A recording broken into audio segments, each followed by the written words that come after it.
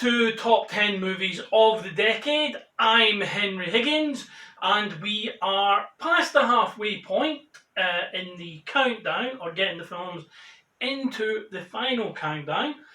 We have 5 movies in there now. We're now in the back half, and we're going to see what takes the top spots for 2015, 16, 17, 18, and 2019. So today, it's 2015. And there were some fantastic films released in that year. Are your favourite movies going to be in the list? Have we missed something out? Will we be placing something too high or too low? Leave your comments below and we'll see where we stand.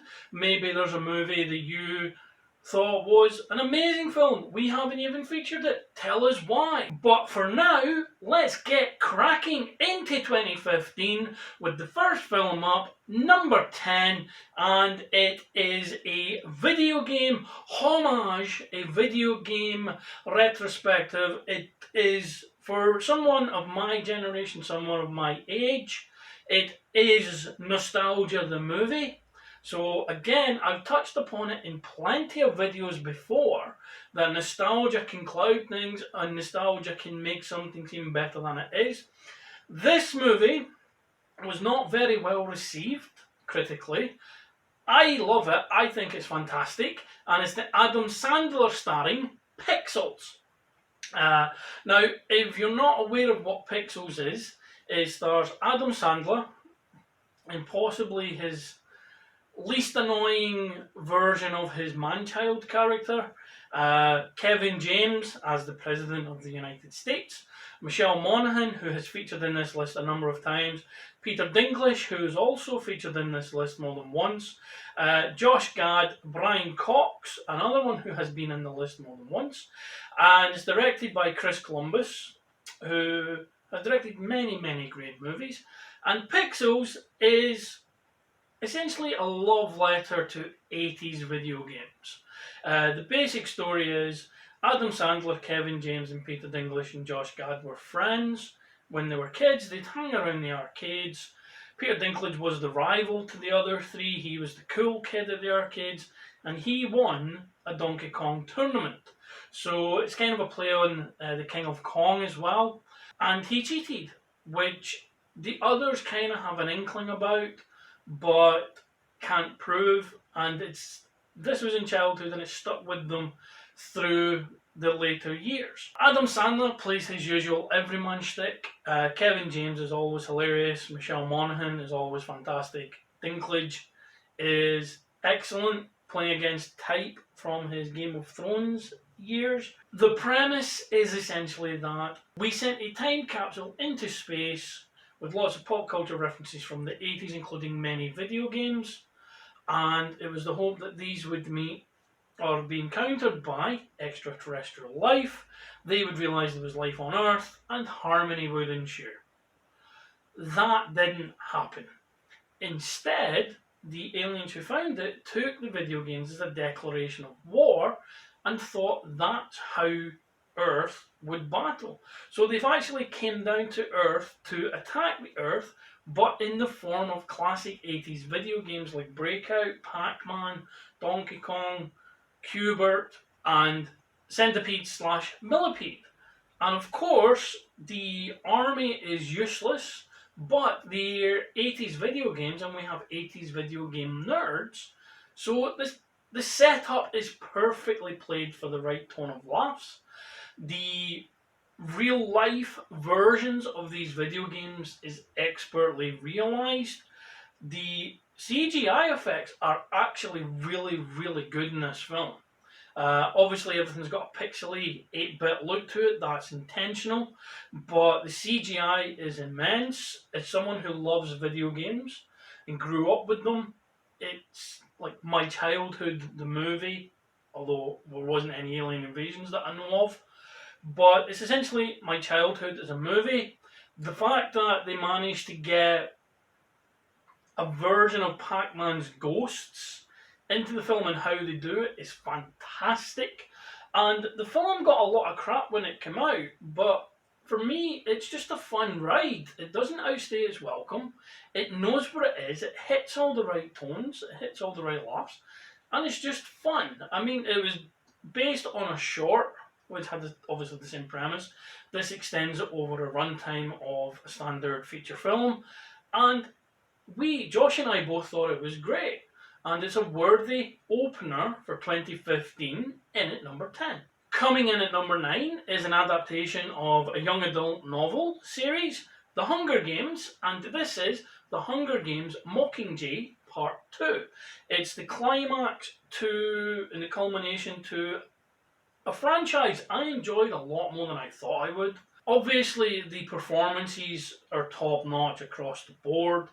The film Mockingjay Part 2 just really goes for it when it's the action, it's the climax, so they're going all out. Jennifer Lawrence in the role that arguably made her famous. Josh Hutcherson, Liam Hemsworth, Woody Harrelson is great in the movie.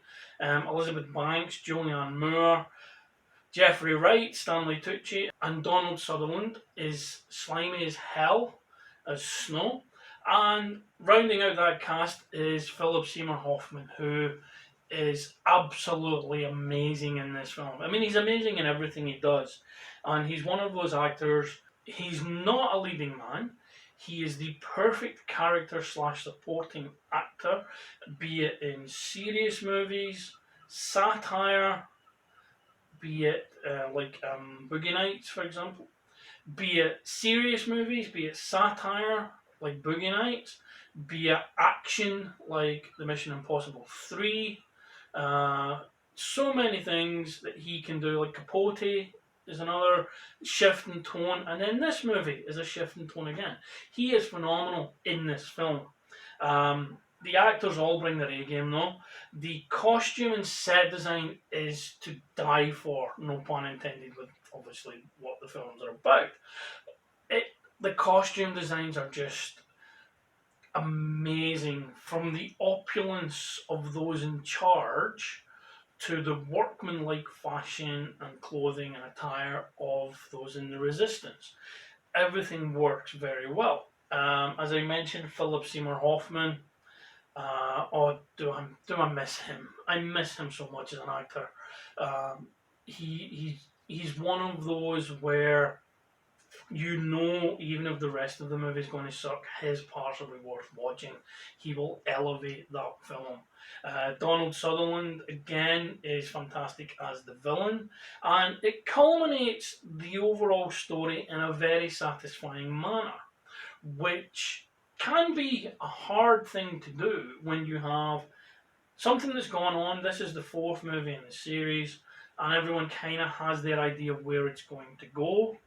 Like The Maze Runner is a good example of how that took a turn that a lot of people weren't keen on. This stayed the course and it benefited from it.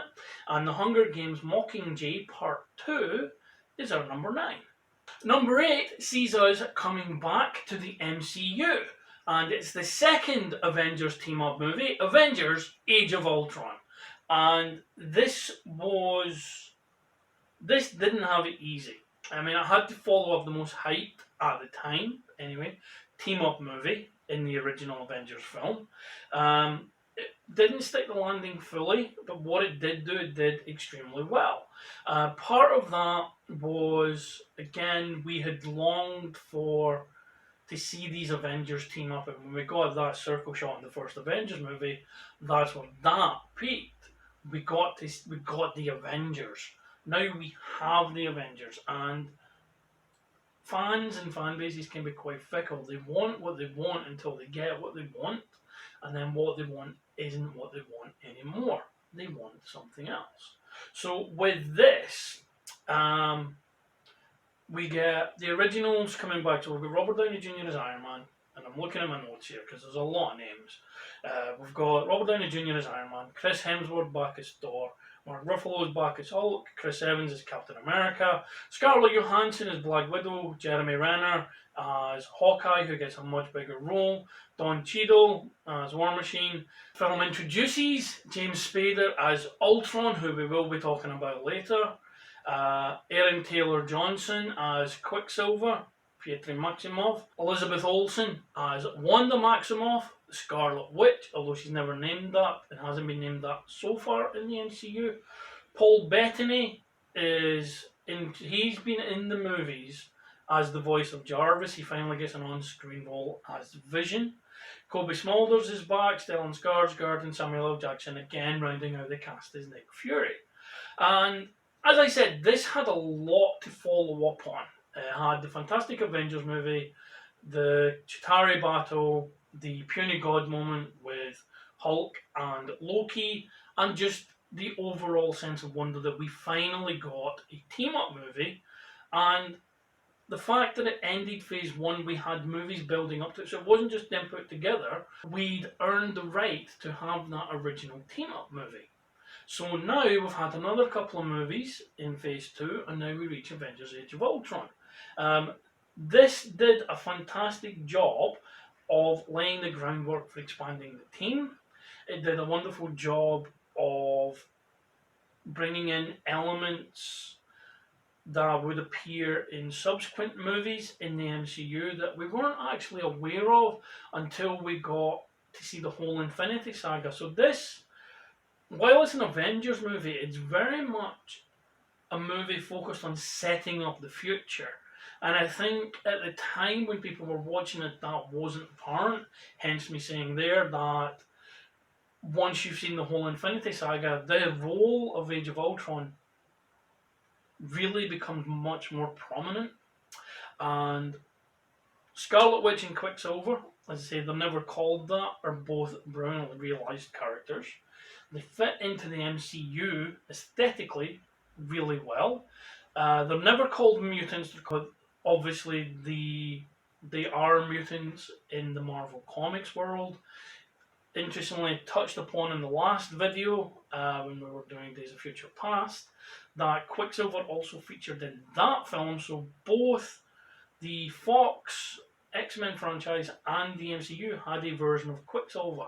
That was a very interesting development, and there's two very different versions of the character as well. Obviously, super speed is the power, that doesn't change, but how it's interpreted, how it's shown, they did a fantastic job of differentiating the two. Interestingly, and this isn't in my notes, this is a much more recent development from when I wrote these out. The TV show WandaVision, which is Wanda Maximoff and Vision, somehow coming back from his demise in Infinity War. The WandaVision TV show has Evan Peters being cast. And Evan Peters is who played Quicksilver in the X-Men movies, the X-Men prequels. And in that time, since these movies were done, Fox has sold the rights to the X-Men and the Fantastic Four back to Disney Marvel so they can be incorporated in the MCU. So people are speculating, understandably, that Evan Peters' X-Men version of Quicksilver is going to come over to the MCU. And it looks like it's possibly going to be done through the multiverse, which is also going to be Doctor Strange's next movie. So it looks like WandaVision is going to deal with multiverses. It looks like Doctor Strange is going to deal with multiverses. Is that how we get our mutants and our Fantastic Four into the MCU? It's a lot of characters to juggle, but they've shown through the 10 years that it's been going, well, 12 years now, that it's been going, that they can juggle a lot of characters. I just thought that was an interesting thing. The side characters get more of a role in this movie, especially Hawkeye. And James Spader just oozes spiteful teen, spiteful childishness in the titular role of Ultron. Almost like he knows Tony Stark's his father, in the technological sense, and he doesn't want to be compared to his father. And you see that in a number of scenes, especially when he cuts off Ulysses Claw's arm. You know, when you see that was a child lashing out.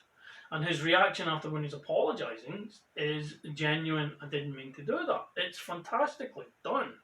The evolution of Ultron on screen is also fantastically done. From his origin as just an AI to the first version of the body that you saw in the trailer, the original Pop No Strings on Me trailer, all the way through his different iterations, which was ultimately in the story, he was going to have Vision's body, that was going to be his final form. That didn't happen, obviously, because Vision is created through a number of different machinations, and Paul Bettany is fantastic in this role. His voice is perfect for the character, and visually it's as close to comic book accurate as you're going to get from page to screen. It just works really, really well. The one major downside is the final battle. It's reminiscent of the Chitauri invasion. It's just faceless drones all looking the same, just getting swatted to the side. Although there is the nice touch of Ultron being an AI can be in control of any one of them at any one time. So while you may destroy the body he's in just now, he just moves to another one. So that's different. However, the final battle does a wonderful job of bringing through how important Vision and Wanda are going to be by giving them excellent character growth from when we first see them to when the film ends. The consequences of this film, even in victory, because of course they win, it gives us the setups for Civil War, Ragnarok, and Infinity War / Endgame. It sets all of these things in motion, this movie. And like I say, when we watched it at first, that didn't seem apparent. But now, having the whole saga to see, where and how important Age of Ultron is needs to be reassessed from its initial reviews and reactions. In my opinion, anyway. And Age of Ultron, the second Avengers movie, the culmination of Phase 2, is in at number 8. Roaring in at number 7, not a reboot, it is the relaunching of a franchise, and it is Steven Spielberg's Dinosaurs making a return in Jurassic World, this time directed by Colin Trevorrow. In the lead role, none of the main cast from the first Jurassic Park trilogy are in this film. B.D. Wong does return, so there is a nice link there to the originals. We've got Chris Pratt as a Velociraptor trainer / handler. Bryce Dallas Howard, I always enjoy watching in the movies, and she brings a lot to the lead female role of Claire. Vincent D'Onofrio, another actor who's just fantastic in pretty much everything he does. Ty Simpkins, who was in Iron Man 3. Nick Robinson, Omar Sy, and Irfan Khan round out the cast with the aforementioned B.D. Wong.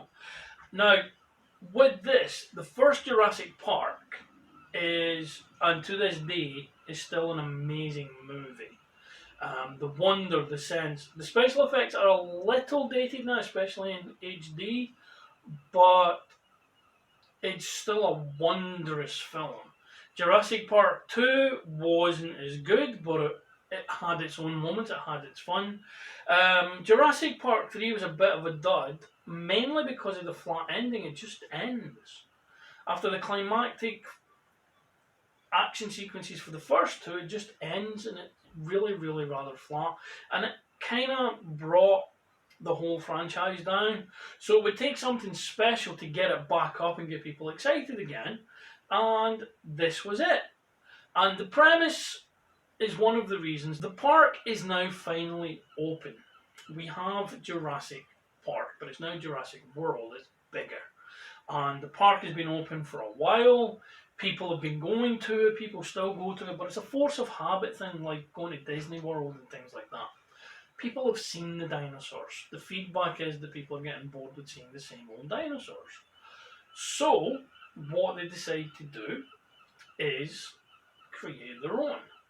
As we know, that's never going to work out. Now, Chris Pratt is, at this point, he's done Guardians of the Galaxy. So he creates another iconic role in Owen Grady, as I say, who trains and handles the Velociraptors. He has a bond with 4 of them, specifically one called Blue is his favourite, or appears to be his favourite. Bryce Dallas Howard, always good value. BD Wong creates synergy and continuity between the series, the original trilogy, and what is now going to be the current trilogy. The kids aren't annoying, which is always a danger with child actors. We've discussed that in the series before. And it just works. The park being an open attraction has been going for years, is the correct way to follow up on what we've done before. We've done the parks are being ready to be opened and then things go wrong. So the reason why we have this Indominus Rex, who is an amazing villain, she is astounding as an escalation from the Velociraptors, from the T-Rex, from the Spinosaurus. The whole idea is just a great premise to hang your hat on. The Indominus Rex is obviously the lead villain, but as is the norm with these movies, the real villain is humanity, or people, wanting to play God, which they do here. The skills and the powers and the abilities that the Indominus Rex has make real world sense, which adds to how terrifying this creature can be. And they also have the idea that certain parts of the US military want to weaponize the dinosaurs. Like the old Dino Riders cartoon, which is a nice throwback. That was a rejected script idea for a Jurassic Park movie, so it was nice to see it thrown in there just as a little callback. This is also a film where nostalgia plays a big role, because dotted throughout the film are little nods to the original film. Oh yeah, we also get Velociraptors and motorbikes. Not on motorbikes, that would be too much insanity, but we get Owen Grady running with a pack of Velociraptors. He's on a motorbike, and it does end with another climactic dinosaur versus dinosaur battle, but this is done in such a way, it is an escalation and a novel way of doing it based on the previous movies, and it sets us up nicely for the later movies, where we got one sequel to Jurassic World, another one is in production, though it's obviously been delayed due to the COVID thing, which everything has. But it's safe to say they definitely kicked off the current trilogy with a bang with Jurassic World, which crashes through our electric fence into number 7. Wheel spinning in at number 6 is a franchise that has featured before as well. It is the 7th entry of this seemingly never ending, and I'm glad for it, franchise. It's Furious 7, which is another escalation of what has gone on before.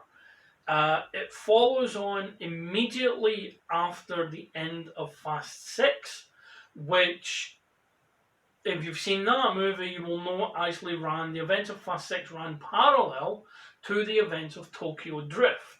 So while it was the third movie in the series, Tokyo Drift actually was essentially the 5th/6th movie in the series. So the chronology was 1, 2, 4, 5, 6/Tokyo Drift, and we now have this one. So we now know that the chronology is back on track, and we have a villain in Jason Statham's Deckard Shaw, who turns the Toretto crew's family motivation against them, because at the end of 6, and the reason it's revealed that Deckard Shaw took out Han at the end of Tokyo Drift is because the Fast and Furious crew almost killed his brother, Owen. Owen Shaw is in hospital at the moment. So Jason Statham has the same motivation that they normally have, which is you don't mess with family. And Jason Statham is, physically he's a beast, he always has been. He's not as muscular as Dwayne Johnson, who returns, or Vin Diesel, but he has more of a lithe way about him that you can tell just by looking at him. He knows how to handle himself, and that carries over into the roles that he plays. So Hobbs v Shaw, obviously we got the movie Hobbs and Shaw, but this was Hobbs v Shaw, and they have a fantastic brawl in the movie, as you would expect. The over-the-top action is, it would be ridiculous in any franchise other than the Fast and Furious franchise. They top themselves like they always do. The cast are like a family to us at this point as well. So we get seeing them on the screen together, more or less all of them together, is like comfort food. Everyone comes back together because of Han's death. The whole team come together again. However, Paul Walker actually died during production of this film, and it gives a permeating feel of sadness throughout as well. The production staff give him and his character a perfect send off in the movie. And they didn't kill him off, which I was very happy with. He got to retire and be happy in the movies. Brian Connor got to go and be happy. And the fact that he passed away during it, and the family's the big thing, it was only fitting. Fast 8, because we obviously got a Fast 8, because these movies never stop, was a difficult one because it was the first one without Paul Walker that we knew he wasn't going to ever be in them again. He wasn't in Tokyo Drift, but now we know why, simply because it was running at the same time as Fast 6, which he wasn't. James Wan does an amazing job directing the movie, both the personal, emotional scenes, the action scenes, and of course, this is the film with the world's longest runway. It's a runway that's probably about 30 miles long, which is, it's obviously nuts. But again, in any other movie, it wouldn't work. In this movie, we just accept it. It got parodied, it got pillaged, but in a loving way. We love the fact that these movies are preposterous, and Furious 7 goes one higher in the chart at number 6. The smallest character in the MCU gets his debut at number 5, with the ageless Paul Rudd in the lead role of Scott Lang, also known as AntMan. And this was a bittersweet one. It's directed by Peyton Reed. He did a fantastic job, but it should have been directed by Edgar Wright. Edgar Wright had his eye on this for a ridiculous period of time, and then it never came to fruition. Creative differences with the MCU meant he left. However, a lot of his script, specifically one action scene, is definitely kept intact. And while I would love to see an Edgar Wright Ant-Man, the film that we got is pretty damn impressive. See, we've got Paul Rudd, Evangelina Lilly, Michael Douglas, Corey Stoll as the villain, Bobby Cannavale, Michael Pena as Luis, possibly my favourite incidental character in the whole MCU, Tip Harris and Judy Greer. Why is it great? Paul Rudd. Paul Rudd is just wonderful as Scott Lang. The rest of the cast all bring their own charms to the respective roles, and I can't be the only one who will never tire of Luis's voiceover recaps over footage of the other characters. It's absolutely amazing. What this film does is it introduces the idea of legacy characters. Because Scott Lang is not the original Ant-Man, that's Hank Pym. And we do get to see some action of him in the 60s, which could retroactively fit in with how we get the Fantastic Four going by the quantum realm. Because there seems to be like a micro-universe in there. There's cities and things in there, so there's something going on in there that they haven't explored yet. And a lot of people think that could be how we get the Fantastic Four, because they were around in the 60s, they get trapped in there, they come back out. That could be an interesting concept. Another concept that I like, especially as a divorced man co-parenting my son Josh, the film completely avoids going down the route of separated parents hating each other. Judy Greer's character plays Scott Lang's ex-wife, and they get on well.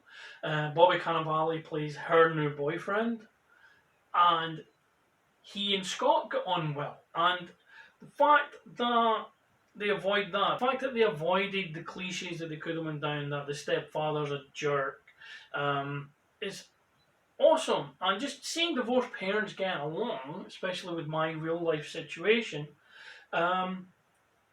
it's refreshing. It really is. All credit in the world to the scriptwriters and whoever come up with that and kept that intact. I don't know if that was Edgar Wright. I don't know if it was someone else, but thank you. The effects work in the film, as you can imagine, is out of this world. The miniaturizing effects, how the PIM particles can make things grow bigger or smaller, and how they play with that is astounding. The internal logic of the movie of how mass density worked is played ridiculously loose, because it's supposed to be that when Scott Lang becomes Ant-Man and shrinks down, he retains his density, which is why he can still punch a full-grown man, and to the full-grown man, it's another full-grown man punching him. But if he retained his density, he would not be able to sit on an ant. There's also a scene late in the movie where Hank Pym has a tank on a keychain, which is actually the tank from the footage we see of him in the 60s. But if that retained his density, it would be far too heavy to hold on a keychain. So it does play fast and loose with that, but you know what? It's a comic book movie, just go with it. One of the tropes it doesn't avoid is the villain is just the hero, but gone bad. They do that here with Yellow Jacket, Darren Cross, and he has a similar suit to Iron Man. It's a bit more weaponized because obviously he's a bad guy. And while it is a trope that some people tire of, I like it, especially as the first villain that a superhero will face. Because by showing what the protagonist could do with the powers, if they elected not to fight for good, it gives more weight to their choice to be the hero, because they could do all these bad things as well and they choose not to. And that is what being a hero is all about. Ant-Man is a more contained story. It does have elements outside the wider MCU, but it's more of a contained story, and that's the better for it because it introduces a ream of new characters that will feature in future MCU movies. And it was very interesting because obviously Ant-Man is another lower tier character to the general masses, and they brought him in, and now he's again is one of the top tier characters based on the MCU exposure, with Paul Rudd just being perfect for the role. My first real exposure was him playing Mike in the later season of Friends.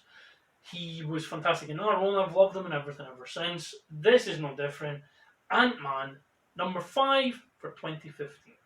In at number 4, we are revisiting yet another franchise that is rebooting itself with a new trilogy. Like I say, we did that with the X-Men movies previously in the list. We've done it with Jurassic Park in this list, and now it's the turn of Star Wars with Star Wars The Force Awakens, Episode 7. And this was huge because when the original Star Wars came out in the year of my birth, 1977, it was just called Star Wars. It didn't get the Episode 4 moniker until a good while after.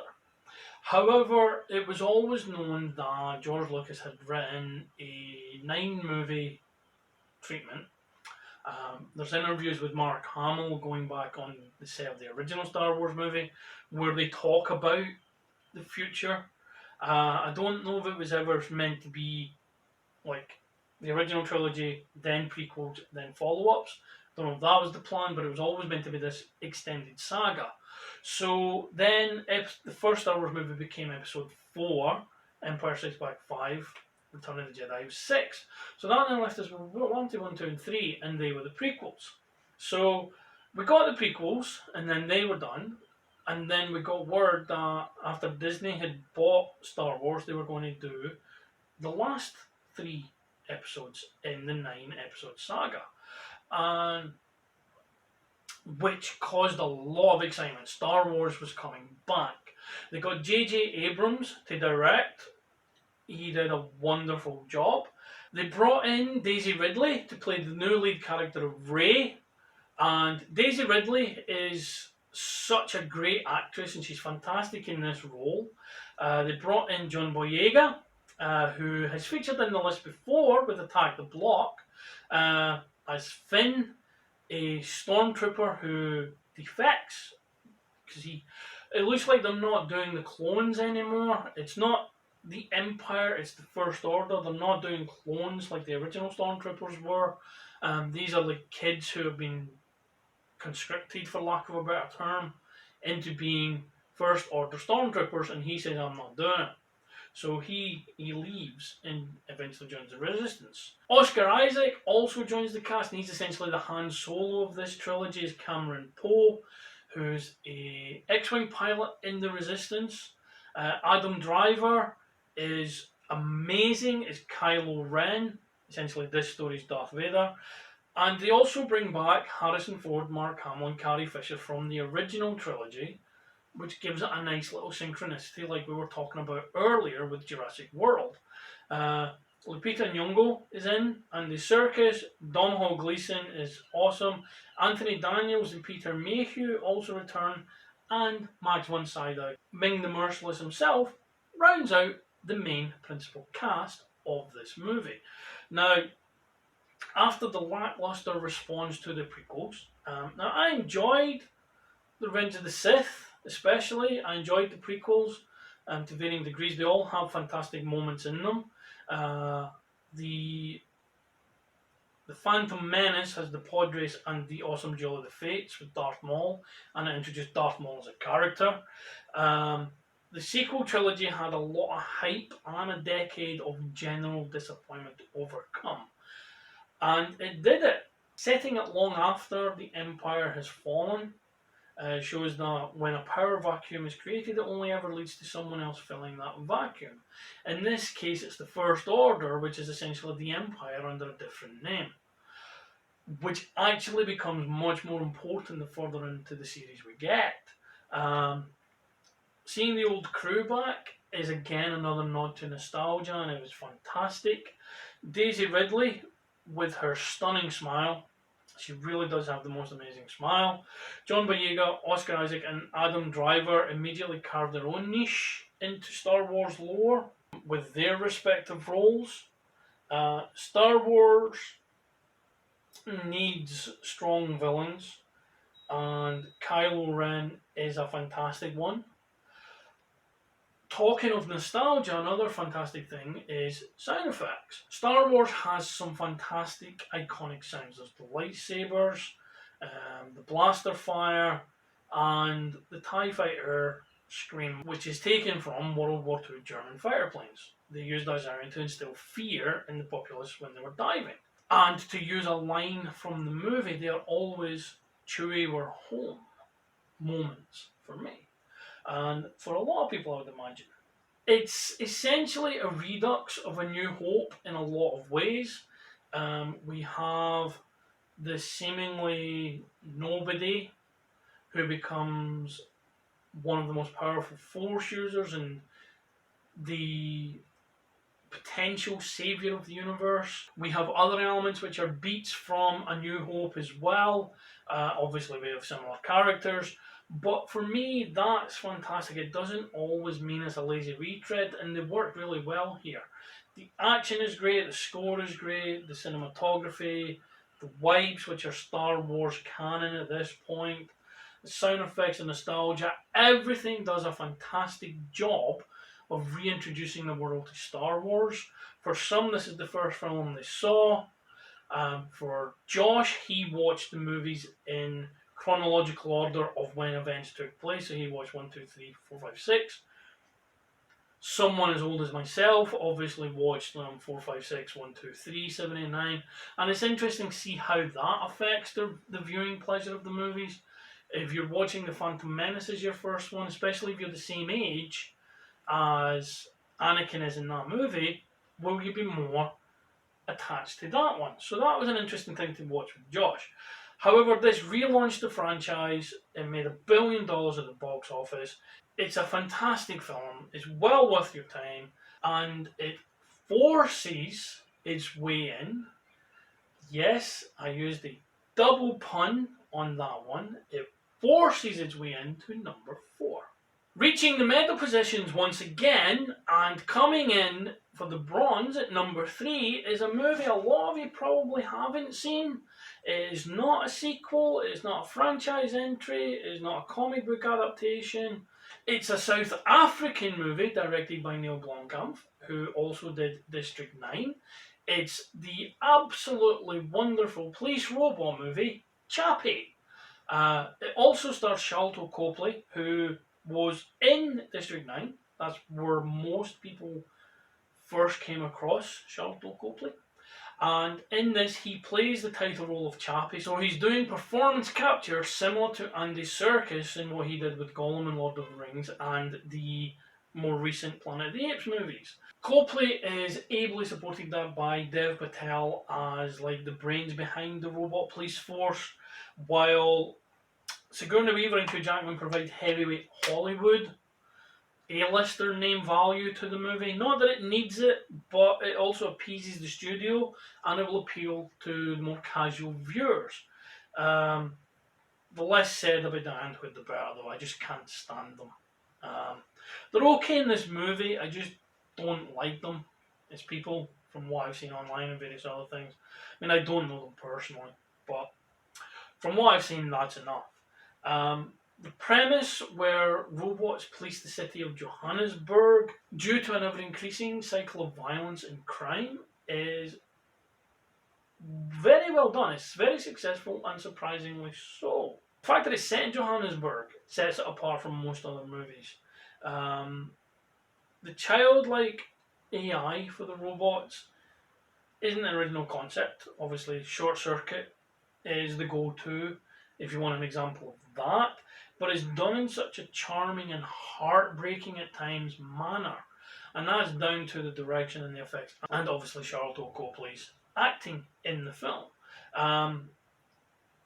Setting it in South Africa instead of a generic US city that we see in all these movies gives it a unique aesthetic that works to its advantage, especially when it's like the South African gangster culture and the South African gangs.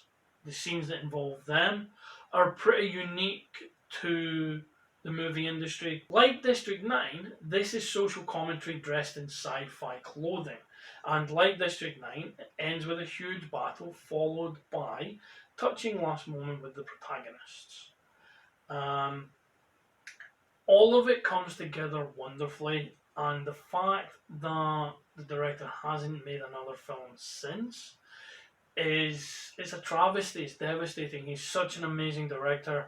I hope he's working on some kind of magnum opus, because at the moment, the fact that he has District 9, which could do with a sequel, I would love to see that, and Chappie, he has them on his resume and he's done nothing since, and again, this was 5 years ago. It's a shame. However, Neil Blomkamp, Chappie, is in at number 3, takes the bronze for 2015. Runner-up for the year sees Tom Cruise back as Ethan Hunt for Mission Impossible Rogue Nation. This is from Christopher McQuarrie. Stars Tom Cruise, Jeremy Renner, who was featured earlier in Age of Ultron, Simon Pegg is back, Rebecca Ferguson, Ving Rhames, Sean Harris and Alec Baldwin. And like the Fast and Furious franchise that we mentioned earlier, the Mission Impossible series has grown from a rather grounded premise to overblown is a bit unfair, but definitely exaggerated action spectacle. And it does it in all the right ways, which again the Fast and Furious franchise does, but Mission Impossible does it in such a way, and a lot of that is carried by the charm of Tom Cruise and the fact that he does these stunts for real for the majority of the movie's screen time. The core team is back, and this one actually strips back just a touch the extravagant stunts in favour of a more back-to-basics spy thriller, though it does have plenty of action in the movie. Tom Cruise is Ethan Hunt, he's always fun. Simon Pegg is Benji, is hilarious. The fact that he's now a field agent. Ving Rhames, I love him in pretty much everything he does as well. The rest of the cast is all rounded out lovely, and this is the first movie that is deliberately set up to be followed up in the next movie with the exact same story. It has a fantastic ending, and it sets up the following movie perfectly, which was also great, incidentally. This one is fantastic as well, and the Mission Impossible movies as a series, they all are worth watching. One is definitely the most stripped back, as you would imagine. Two is a John Woo movie, so it has its own sense of overblown flair. Three has Philip Seymour Hoffman as the villain, so it's automatically fantastic. And then the rest of the movies just follow on from there. As much as I love Mission Impossible Rogue Nation and the underground car park set piece, it is not our number one movie. And I hope you're not too furious with that, and I hope you don't get mad. Take it to the max. I think we're done with the puns. Our number one movie of 2015 is, of course, Mad Max Fury Road. Directed by George Miller. I've seen both the colour version and the chrome version, the black and white version. It's just cinematic perfection, this film. Stars Tom Hardy as Max, taking over from Mel Gibson. Charlize Theron as Furiosa, the Imperator. She is astounding in this movie. Nicholas Hoult. Hugh Keys-Byrne as Immortan Joe, who actually returns from the first Mad Max movie where he played the villain Toe Cutter. Rosie Huntington-Whiteley. Riley Keough. Zoe Kravitz. Abby Lee and Courtney Eaton round out the principal cast. And why is this film our number one? Well, I do love the first three Mad Max movies to varying degrees, but I do love them. Mad Max 1 is amazing. Mad Max 2 is possibly one of the best sequels ever made. George Miller took his beloved Mad Max and made a mostly practical effect laden masterpiece of cinema. It really is.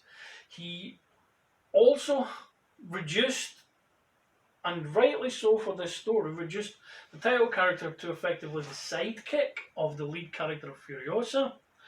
And this is in a movie dominated by strong women. Now,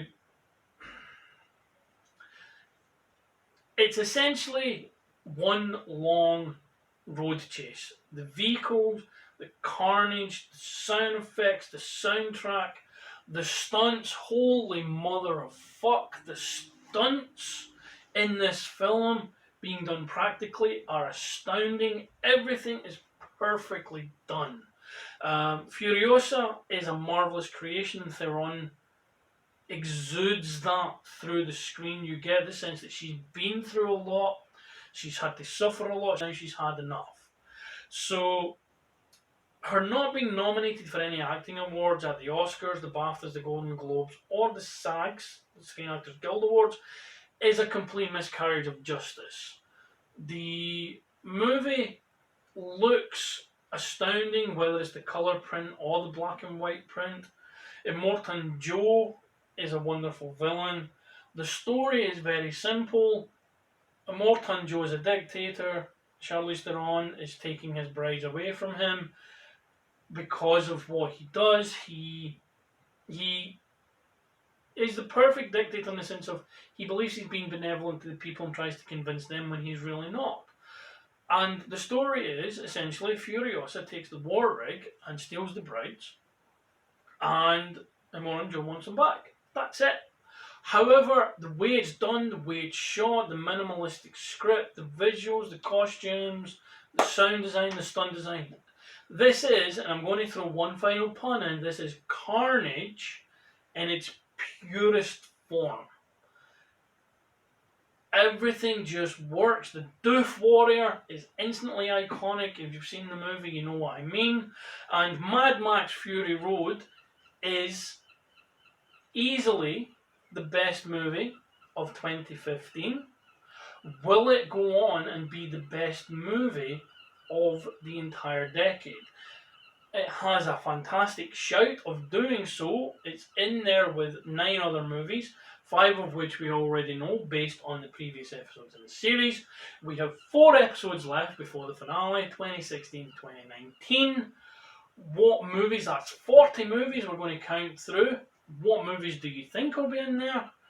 What movies do you hope will be in there? What would your pick be for the top movie of those years? We'll discuss that in future videos. But for now, leave your comments below on what you think of this list.